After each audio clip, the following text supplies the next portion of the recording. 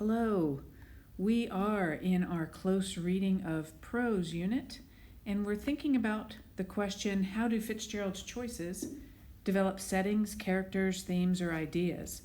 Today we're going to talk through a sample written commentary or written analysis, call it what you will. So let's go ahead and get started. So we have a lot of tools when it comes to close reading. We've been using TPCast for poetry, right? So we start with the title, we paraphrase the literal meaning, we look for words that have a variety of connotations so that we can examine the attitude that the poets exhibit about a person, place, thing, or idea. The shifts in the poem help us get to that attitude, and they also reveal the theme. In prose, we've talked a little bit about diddles as an acronym to help you take apart the meaning of a text. Looking at diction, that's types of words. Don't forget that diction just means words. So you always want to label the kinds of words you're looking at, whether that's by connotation or category. Looking at imagery, looking at details the writers use, looking at language or syntax, the structure of the sentences. So those are some of the tools of close reading we're using. And we've also talked about structures when it comes to structuring our analysis or our commentary. It's structured much like an argument. You can think of CER that you used in middle school. You make a claim about the text, you gather evidence from the text to support your claim, and you reason through that evidence piece by piece so that you support and prove what you're saying about the text.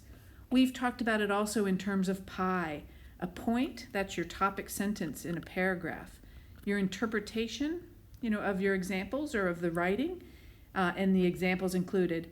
And these, the order of these varies in the writing. There's not a formulaic fill-in-the-blank sort of way to do this analysis writing. So today, let's take another look at our written commentary rubric. In order to meet the standards, I'd like to see writing that gets at what the text says explicitly and see the writer making inferences about the text while summarizing or citing specific evidence. You need to be able to determine an accurate central idea or theme from the text and then use relevant textual evidence to analyze the development of that theme. Use appropriate and varied transitions to link sections of your text, and then construct varied sentences by using a semicolon or a colon and adequately blending quoted material into sentences.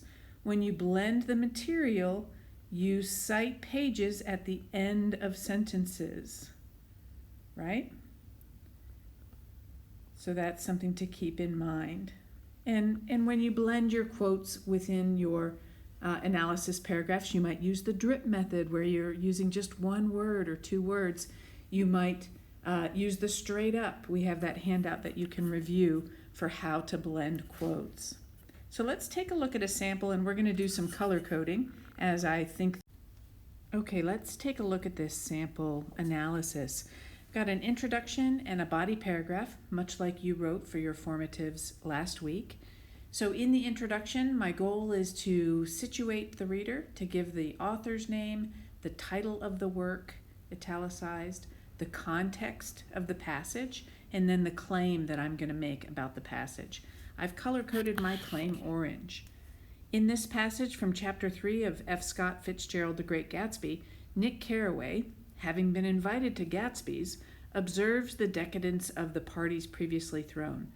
Fitzgerald's use of contrasting description girds the significance of this scene as it provides social class contrast to the party thrown by Tom Buchanan and his mistress Myrtle in the previous chapter, and it illustrates the roaring aspect of the 1920s, the excess, the overconsumption, the ravages of decadence, and implied immorality. So I've set myself up to talk about contrasting diction in the first body paragraph, right? You'll notice that I'm also kind of using some different sentence structures. I've got this gerund phrase which describes Carraway here. I'm using a colon to set off a list of examples that I could address in a second body paragraph if I were writing the full commentary. So those are two key aspects from our rubric that you might take note of there. So in the body paragraph, I'm connecting directly to descriptions. So let's see how I've used my reasoning and evidence. It's not perfect, it's a draft, and it's written on demand, much like yours. So I'll read through it and then I'll do a little think aloud. Fitzgerald's description illustrates social class and Gatsby's wealth, while at the same time contrasting that wealth with workers' efforts to maintain or support it. One can see this in Nick Carraway's observations of the party happenings at Gatsby's. Fitzgerald notes that Gatsby's, quote, Rolls Royce becomes an omnibus bearing parties to and from the city, while his, quote, station wagon scampers like a brisk yellow bug to meet all trains.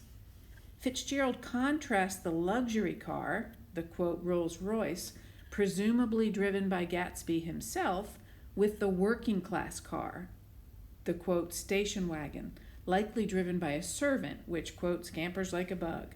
In addition, note how guests spend afternoons before the parties, quote, diving from the tower of his raft or taking the sun on the hot sand of the beach. The lounging guests, should be plural, contrast the core of caterers who arrive at Gatsby's, quote, with several 100 feet of canvas and enough colored lights to make a Christmas tree of Gatsby's enormous garden. Furthering the contrast, readers see that on Mondays, 8 servants, including an extra gardener, toiled all day with mops and scrubbing brushes and hammers and garden shears, repairing the ravages of the night before.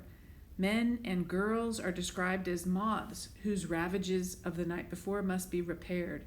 Clearly, there are those living amid the luxury of orchestras, colored lights, an enormous garden, and buffet tables filled with glistening hors d'oeuvres, salads of harlequin designs and pastry pigs, and those, like the corps of caterers, who serve them. Okay, I notice an issue here where I made the check mark. I need more explanation here.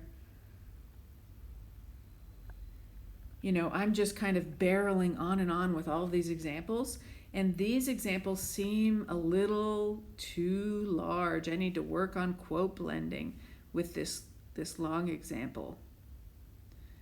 But is this a meets in terms of talking about what the passage means explicitly and what the passage means implicitly or making inferences?